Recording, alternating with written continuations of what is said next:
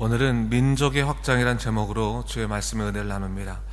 오늘 본문의 말씀은 노아의 세 아들 셈과 함과 야벳의 족보를 드러내고 있는데, 노아를 통해서 그 자손들이 세계 민족으로 확장되어 가고 있는 것을 볼 수 있습니다. 창세기 9장 1절에서 하나님께서는 노아와 그 아들들에게 복을 주시면서 말씀하셨죠. 생육하고 번성하여 땅에 충만하라 말씀하셨습니다. 이 10장 1절 한번 보세요. 보면요, 홍수 후에 그들이 아들들을 낳았다 했습니다. 이 홍수라고 하는 것은 심판을 의미하는 것이죠. 모든 사람이 다 죽는 심판, 모든 것이 다 무너져 내리고 다 끝나는 그 종말을 의미하는 것입니다. 그 종말 때 더 이상 아무것도 소망을 발견할 수 없고 더 이상 어떤 것도 있을 수 없겠다라고 여겼는데, 하나님이 복을 주시니 어떡합니까? 다시금 역사가 이어진다라는 거죠. 자녀가 생산되고 하나님의 역사는 이어져 가는 것을 볼 수 있습니다. 그렇기 때문에 홍수가 중요한 것이 아니라 홍수 이후라 할지라도 하나님이 복을 주시면 그 역사는 계속해서 진행되어 간다는 것을 볼 수 있는 거죠. 그 진행되어 가는 과정을 보여주는 것이 오늘 10장 말씀이고, 어떻게 보면 첫 번째 심판이었던 홍수 심판 이후에 하나님이 복을 주셔서 다시금 인간의 역사가 어떻게 확장되어 가는가를 볼 수 있는 것이 바로 오늘 본문의 말씀이다 라고 볼 수 있습니다.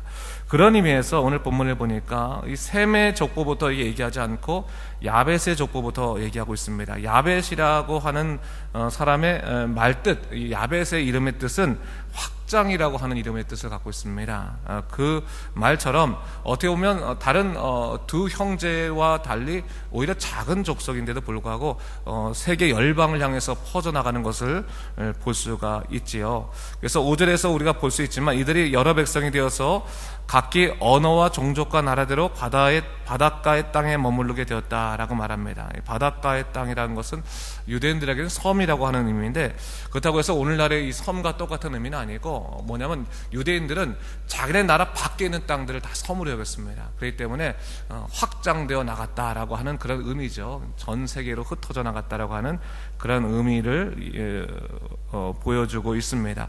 6절 이후부터는 노아로부터 저주받은 함의 자손들에 관해서 다루고 있는데, 6절에 보면 함의 아들이 구스, 미스라임, 붓, 가나안 등 4명으로 나와 있죠.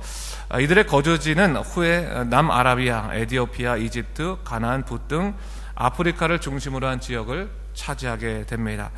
특별히 그들의 후손 중에는 8절에 보니까 니므롯에 대해서 얘기 나오고 있는데, 오늘 본문을 보니까 세상의 첫 용사라고 이야기하고 있습니다. 사실 그는 하나님 앞에서 신실한 그런 사람은 아니었습니다. 니므롯이라는 한 이름의 뜻, 이 유대 백성들은 이름에서 굉장히 그 사람의 인생을 가치를 찾잖아요. 니므롯이라는 이름의 뜻은 반역하다라고 하는 뜻을 갖고 있는 거예요. 그러니까 이 사람이 힘이 있고 장수이고 또 권력이 있는 자는 분명했지만 결코 하나님의 의를 드러내는 사람은 아니었다는 것을 그 이름만 보고도 알 수가 있죠. 10절을 보게 되면 그의 땅이 어디서부터 시작된다고 말합니까? 시날 땅의 바벨에서부터 시작해서 어디로 확장됩니까? 아수르까지 확장되는데, 그가 세운 그 성 중에서 어느 성이 있어요? 니느웨 성은 나중에 아수르의 수도가 되더라라고 하는 것입니다. 여러분, 우리가 여기서 한 가지 알 수 있는 것이 있지요. 하나님을 떠나서 자신의 힘만 의지했던 자였음에도 불구하고 그가 땅에서의 형통을 누린다는 거예요. 땅에서의 형통, 그렇죠? 바벨 땅도 뭡니까? 자기네들이 권세와 능력을 갖고 모였던 것 아니겠습니까? 그리고 나서 자기 이름을 드러내기 위해서 하나님을 대항해서 탑을 쌓는 것이 이 시날 땅의 바벨탑의 근거지 아니었어요? 아수르도 마찬가지 않습니까? 당시 고대 근동 지방에 있어서 메소포타미아 중에 가장 발달한 지역 중에 하나이지 않았습니까?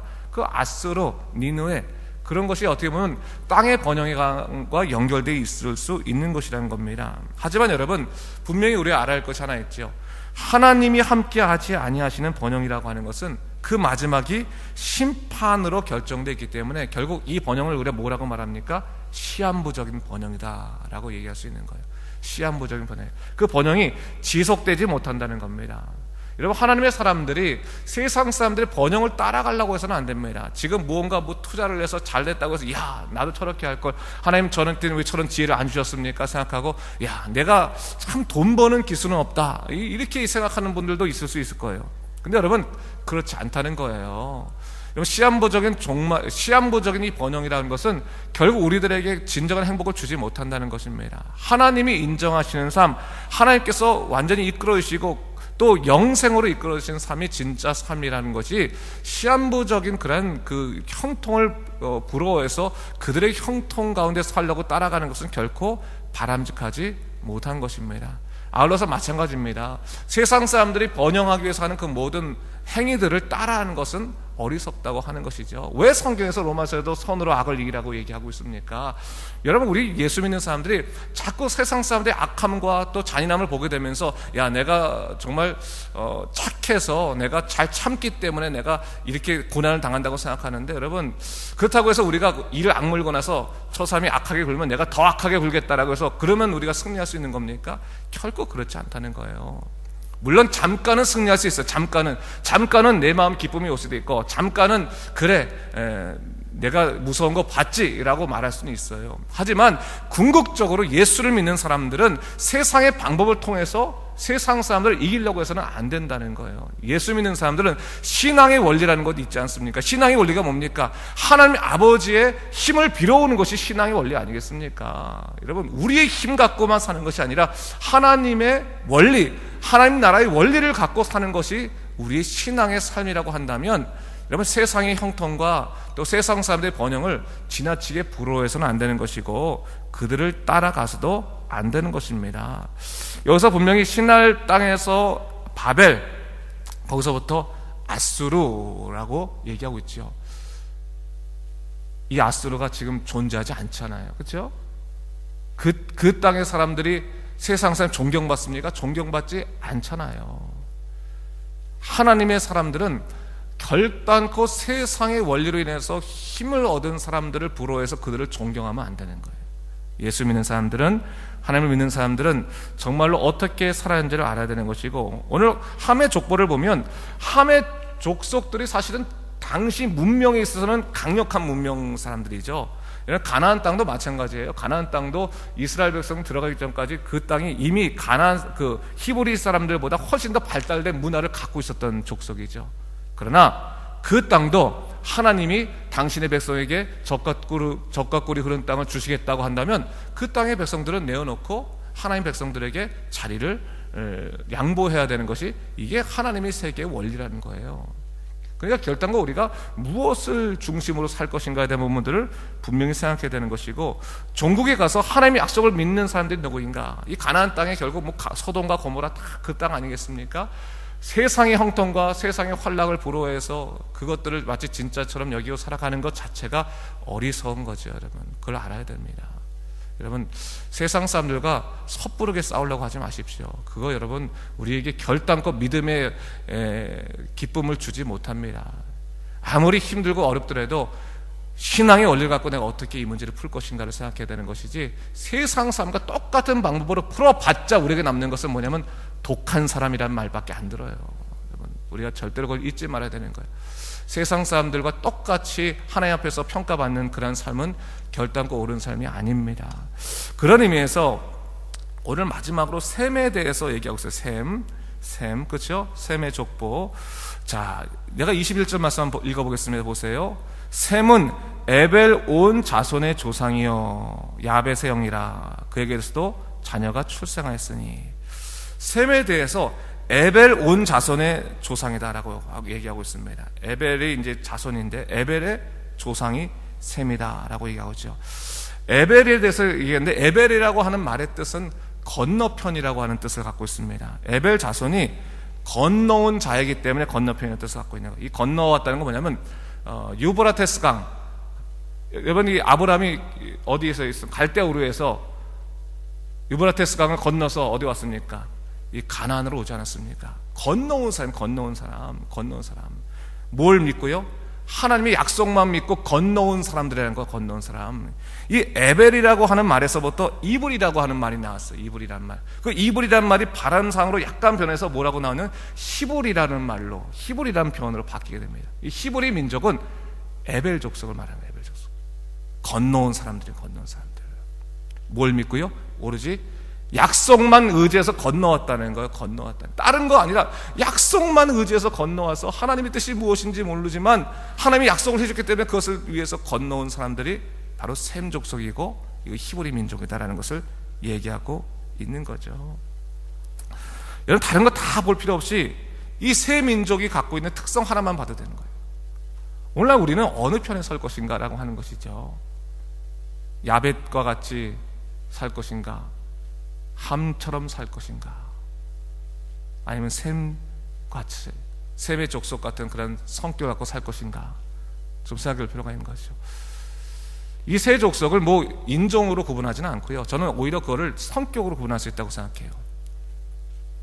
함처럼 하나님을 거스리며 사는 사람도 있을 수 있어요. 세상에 더 많은 것을 얻기 위해서, 형통을 얻기 위해서 하나님의 뜻을 거스려가면서 세상상 싸워가면서 자기의 재물을 쌓아놓는 사람이 있을 수 있어요. 절대로 빼앗기지 않으려고 더 악해지고 독해지는 사람이 있을 수 있겠어요. 그 사람들이 과연 축복된 삶이냐, 아니면 하나님을 믿는다 하면서도 또 세상 사람들처럼 그렇게 뭐 따로 아니고, 어떻게 보면 이도저도 아니고, 그렇죠? 아니면 이도저도 될 수도 있고, 그냥 중간편에서 때로는 뭐 내가 예수 믿는 사람이니까, 내가 교인이니까 이렇게 살고, 때로는 세상처럼 살고, 적당히 내가 내 자신이 확장되어 가기만 하면 된다라는 식으로, 어떻게 보면 야베서 꼭 그렇게 평가하긴 뭐하지만 어쨌든 그런 삶을 사는 사람인가, 아니면 하나님 약속 믿고 자기의 자리를 떠나서, 본토의 자리를 떠나서 그 약속의 땅으로 건너올 수 있는 사람인가, 그리고 오로지 주님만 바라보며 주님께서 주시는 능력 가운데 살아갈 수 있는 사람인가, 우리의 삶을 한번 점검해 볼 필요가 있다는 거죠. 근데 오늘 본문을 잘 보면 이 족속을 세 개로 구분하고, 그리고 그 족속의 수많은 자녀들이 그 조상의 결정을 따라간다는 것을 볼 수 있어요. 그렇죠? 오늘 우리의 결정이 우리 자손들의 운명을 결정하고, 우리 교회의 운명을 결정하고, 우리 공동체의 운명을 결정하고 그런다는 거예요. 그리고 분명히 말하기를 이 세 사람은 다른 인생을 살았음을 성경은 얘기하고 있습니다. 그렇다면 오늘 우리가 곰곰이 우리 자신의 인생을 돌아봐야 됩니다. 나는 지금 에벨 족속의 조상처럼 그런 삶의 결정을 하고 있는지, 셈의 자손처럼, 셈처럼 나는 함처럼 살아가고자 하는 사람인지, 나는 야벳처럼 살아가고 있는 사람인지. 근데 주님께서 그렇게 말씀하시는 것 같아요. 네가 차든지 덥든지 하라. 분명히 하나님의 사람이라면 하나님의 사람으로서의 색깔을 가지라는 거죠. 색깔을. 어설프게 카멜레온처럼 이랬다 저랬다 하지 말고, 하나님의 사람이라면 답게 색깔을 가져라. 그게 마땅한 거다라는 것을 얘기해 주고 있는 거죠. 그것이 믿음의 사람들의 본질이고 그것이 해야 될 의무죠. 다시 한번 여러분, 우리가 이 말씀에 집중하기 원합니다. 이 족보가요, 사실은 잘 묵상만 하면 굉장한 우리에게 주는 그 교훈이 큽니다. 하나님의 사람으로서의 자존심을 놓치지 아니하고, 그리고 하나님의 사람으로서의 자부심을 절대로 포기하지 아니하고, 그리고 하나님 나라에 대한 자긍심을 가지고 살아갈 때 우리는 세상에 어떠한 고통스럽고 분하고 속상한 일 가운데서도 하나님을 놓치지 않고 건너올 수 있는 사람, 약속 믿고 건너올 수 있는 에벨 족속과 같은 사람이 될 수 있을 겁니다. 그것이 결국 우리들에게 믿음이라고 하는 이름으로 하나님께 칭찬받을 수 있는 것이고, 하늘의 상급을 쌓을 수 있는 원리라는 것을 절대로 잊지 말아야 돼요. 예수 믿는 사람들 하늘의 상급을 놓치지 말아야 되는 것이고, 세상의 번영과 형통보다 하나님 아버지의 칭찬과 상급이 크다는 것을 절대로 잊지 말아야 할 것입니다. 다시 한번 이 말씀을 통해서 하나님의 뜻 가운데 살아가는 여러분 되시길 주님의 이름으로 축원합니다. 기도하겠습니다.